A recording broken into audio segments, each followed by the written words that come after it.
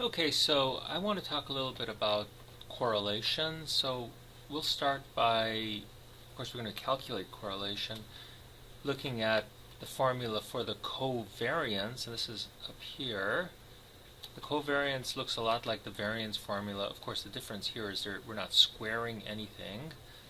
Instead, we're doing this cross product between these two different scores, right? So the x sub I and the y sub I are representing two different variables, the variable x and the variable y. The sub I means that we're looking at the individual values on a variable. So each individual will have scores on both x and y, something like, say, depression and self-esteem. So if x is depression and y is self-esteem, each individual is going to have a score on depression and self-esteem. The x with the bar over it and the y with the bar over it represent the mean values for those two variables. The n is the sample size, and subtracting from 1 is changing your degrees of freedom, right? So your degrees of freedom are n minus 1. Now, first thing I'm going to do is I'm going to remove that n minus 1 from this summation here, right? So take that out here. What I have left is the sum of these cross products here, different scores cross products. And I'm sorry, I have to put my glasses on here. I go ahead and expand that, and I keep the sum out here. You can see this expansion. This is basically multiplying these two differences, and then I distribute the sigma sign across. And again, I'm basically playing around with this. I'm removing the means from here because these are constant values, so I'm taking them out of this summation here. So I'm pulling them out here, just like I did the 1 over n minus 1. It was 1 over n minus 1 because this was in the denominator, right? And let's see here, I rewrite the mean values. The mean of x is the summation of x sub I over n, just like I do the mean of x and mean of y here. And here I pulled them both out because this was just the summation of the mean, so this is just summing by 1, which is going to equal n. It's going to do it n different times because you always sum from the first to the last value, and there's n values here. So what that gives me is an n here, and I could cross out these two, right? They cancel out. So I get rid of one of those n's and keep on working down here. And let's see, keep on simplifying, and finally, so I can add, these two cancel out right here, so I'm left with the summation of xi yi times the summation of xi times the summation of yi divided by n, and then I bring that n minus 1 back in here. So this would be just the covariance, but correlation, you actually standardize the covariance. You divide it by the standard deviation of each variable. So this is divided by the standard deviation of x and the standard deviation of y. So this, if you saw, I did a derivation in an earlier video of the variance. So this is the shortcut variance formula for x and the shortcut variance formula for y. And since we need a standard deviation, we'll take the square root of those, because the standard deviation is the square root of the variance. Well, we're going to pull out this n minus 1, because here we basically have n minus 1 times n minus 1, so it's n minus 1 squared. Take the square root of that, it's n minus 1. And since I'm pulling that out, I can bring that to the numerator, and these two bad boys will cross out, right? Cancel out, and so what we have left is the shortcut formula for the correlation, which is summation of xi yi. So we need this cross product here. We're going to sum the cross product, minus summation of xi times summation of yi divided by n. And then we have the standard deviations in the denominator. So that's how we start. So now what I'm doing is I have some data here, right? So I have some data here. So I'm going to actually erase all this stuff here, so I can just show you how I do this from scratch. Okay, so I have some data here, and I'm going to actually erase everything here. You people have been bad. I'm erasing everything. I don't want you to see anything. So I have patient ID. There's a study where we have self-rated health and the number of physicians visits. So we're going to correlate these two right here. And here's the shortcut formula written out nicely again. So what do we need here? Well, we need summation of x and summation of y. Our x variable is self-rated health.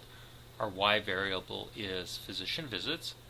we need the summation of x times y, so we need a product term here. Okay, so I made a column header for the product term. I need the summation of x squared, so I need to square x. I put that here. I need to square y, right?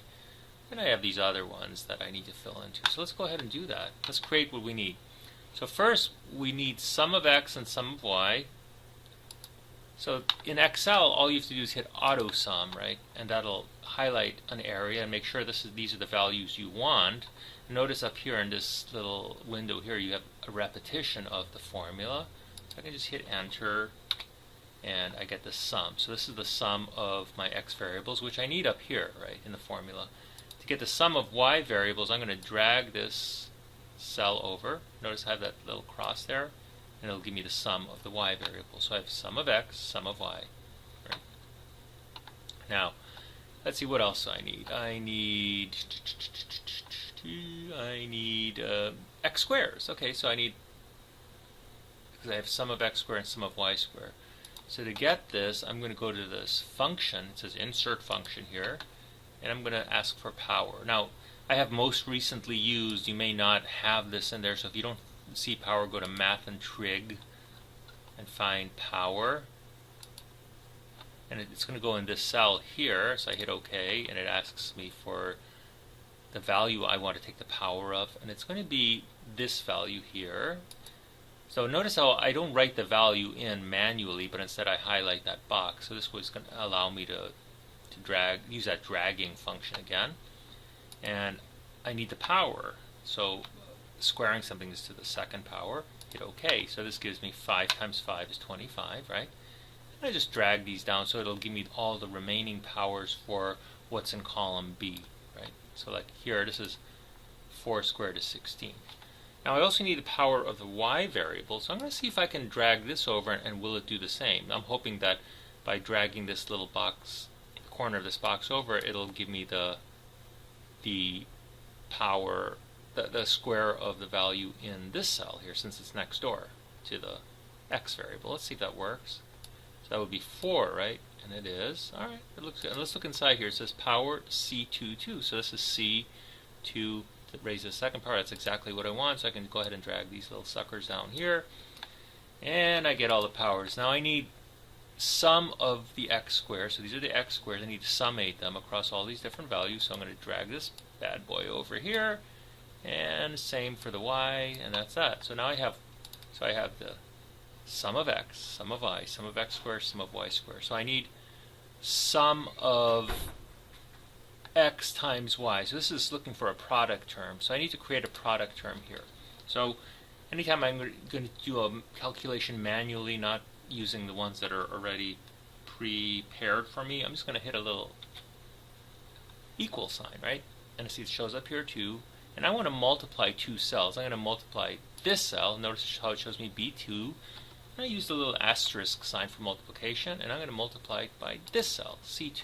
And I'm going to hit enter. So that creates that product term.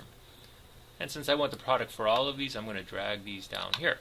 And I'm going to stop at the 12th person, right? Because I don't want the sum beyond that. Because now I need the product beyond that. I need the sums, right? So I'm just going to pull this little cell over here, and I get that value too. So I have the sum of x and y. Now what else do I need? I need a sum of x's squared. So this is different. This is the summation of all the x's, which we have right here, and I need that squared. So the sum of x squared. So I wrote a little sum squared here. So this is going to be another power term, right? Because look, again, this is sum is completed first, and then we take the power.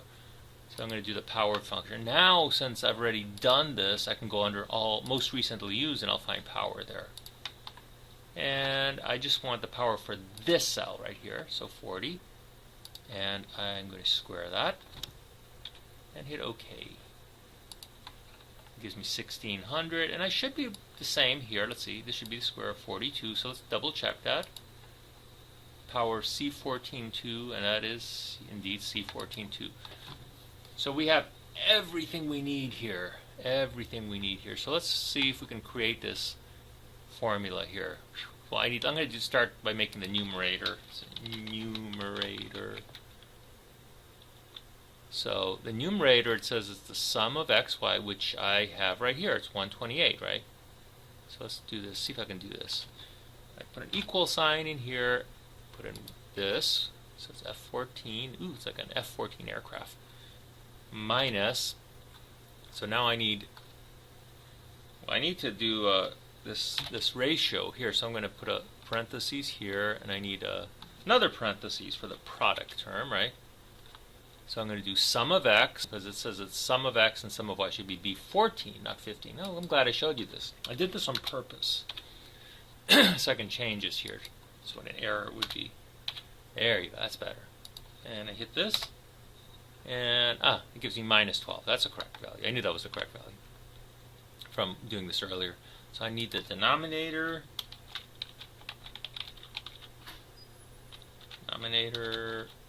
Oops.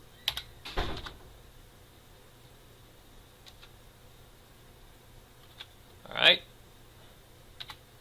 And the denominator, well, there's a lot of things we're going to do that, but I'm going to do what's inside here first. Let's see. So I need the summation of x squared. So let's go ahead and do this. So I need, let's see, at least 3 of these, I think. So the first one I need is summation of x squared. So that's 1600, right? Oops. Equals, so 1600 minus summation of x squared. Oh, I had the wrong values again, so I did it on purpose again. So sum of the x squares is actually 150, so that should be here. Instead of B15, this should be here, D14, because that's first part is sum of the x squared. So it's 150 minus, now the sum of the x squared is this value, and it's divided by n, which is 12. So I should be able to close that and then close this part, right? Now multiply this times summation of y squared, which is 166, right? Minus summation of y squared, which is 1764 divided by 12. Okay, close that, and then close this whole thing. I think that's it. That's it. All right, and we hit enter. I think this is okay. Yes. Oh yeah. Yes. Okay, so we get 3, 16, 6, 6, 7, and we just need a square root of that. So I go back into my formulas, and so I used this one before, so I have it here. So I need the square root of this number equals that. So if we now, so this is my numerator and this is my denominator. So now we need the ratio, which is our R value. So it should equal minus 12 divided by this, if I'm right. And we'll get minus 0.67434. Now I'm going to double check this because I can run a correlation just using Excel. So I'm going to do that. I'm going to go under f of x here for function, and I just used this one recently, but to show you where it would be found under statistics, and you go under correlation, and here it is. You hit equal, and it asks you what arrays do you want to correlate. The array is basically a vector, right, of numbers. So I want this to be my first one, these 12. So that's my first one, starting from B12 from B2 to B13.